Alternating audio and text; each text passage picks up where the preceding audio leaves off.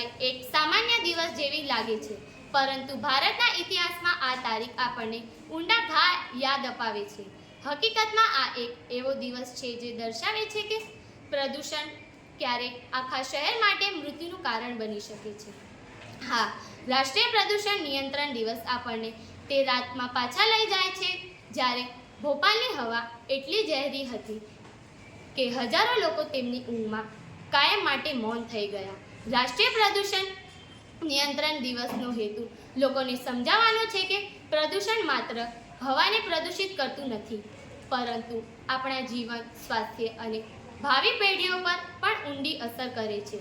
આજે પ્રદૂષણ એક વૈશ્વિક સંકટ બની ગયું છે.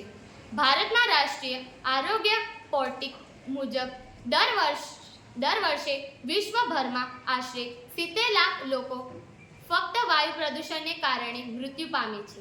આ દિવસનો મુખ્ય હેતુ છે લોકોને પ્રદૂષણના જોખમથી વાકેફ કરાવવો. ધન્યવાદ.